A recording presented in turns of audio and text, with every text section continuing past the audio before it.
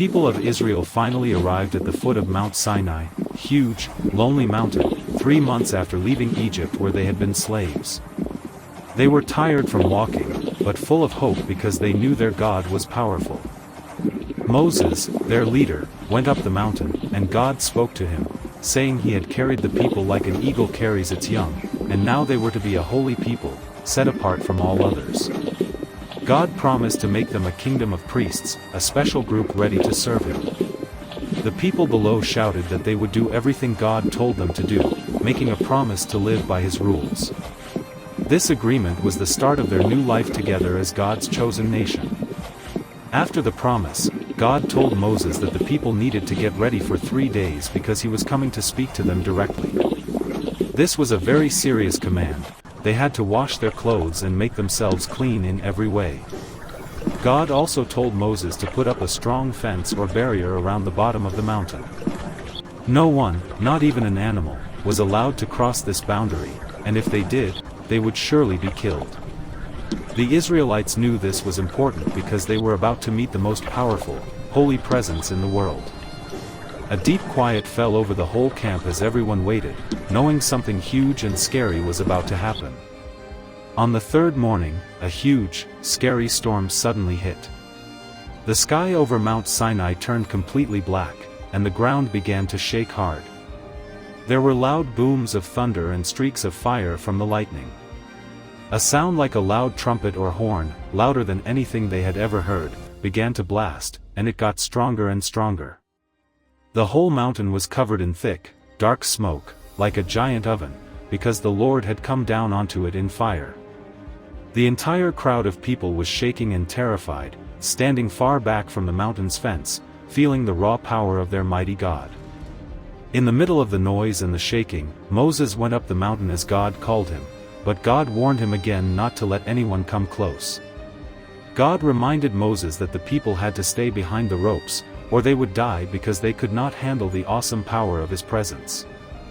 This warning showed how serious and holy the space around God truly was, and how dangerous it was for humans to disrespect that space. God made sure that everyone knew that they could not just walk up to him casually, even the leaders among them. Moses went back down to the very scared people and gave them the final, strict instructions one more time. Then, the voice of God, louder than the thunder and fire, spoke directly to all the people. The voice said, "I am the Lord your God, who just saved you from Egypt, the place where you were slaves." This powerful opening told them that because he freed them, he had the right to rule them. The very first rule was clear and simple: you must not have any other gods but me. This meant they could only worship the God who saved them, and no other statue, spirit, or power was allowed to take his place in their lives. He wanted all their love and all their attention, starting with this rule of total loyalty. The next 2 rules helped explain the first one, making sure the people understood what one God only meant in daily life. The second rule said not to make any carved statues or pictures of anything, no images of things in the sky, on the earth, or in the sea, to bow down to or worship.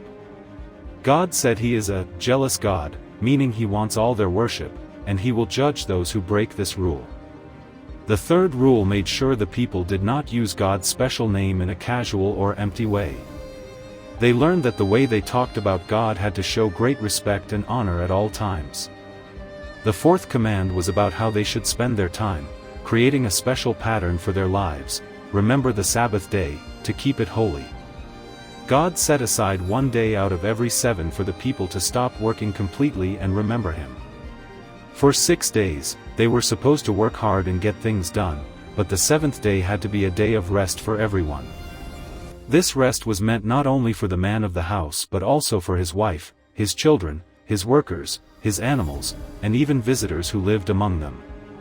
This rule was a way for them to copy God, who rested after he finished creating the world. The next few commands focused on how the people needed to treat each other in the community, beginning with a rule about the family: honor your father and your mother, so that you may live long in the land the Lord your God is giving you. This simple rule showed that respecting parents and grandparents was the key to having a peaceful, long-lasting society. After that, came a rule protecting life itself, which was very short and firm: you must not murder. This rule made it clear that taking a human life was the worst thing anyone could do because every person is valuable to God. The remaining rules were all about making sure the people could trust one another and live together fairly. The seventh rule protected marriage and families: you must not commit adultery, which demanded faithfulness between a husband and wife. The eighth rule protected people's belongings: you must not steal, making sure everyone could keep what was theirs. The ninth rule protected truth and justice: you must not tell lies about your neighbor, demanding that people always tell the truth, especially in court. These rules together created a strong, safe way for the people to live, built on honesty and respect for one another. Finally, the 10th and final rule was different from the others because it looked inside the heart: you must not want what belongs to your neighbor, including their house, their spouse, their workers, or their animals. This rule taught them that sin starts in the heart with wanting things you don't have. The sight of the smoking mountain, the deafening trumpet, and the direct voice of God were simply too much for the people to handle. They backed up and stood far away, totally terrified, and begged Moses to go in their place, saying, "You talk to us, and we will listen, but please don't let God talk to us directly, or we will die." Moses became the only one who could go between the fearful nation and their mighty God. If you believe that God is the Father of all creation, type, "I believe in you, God."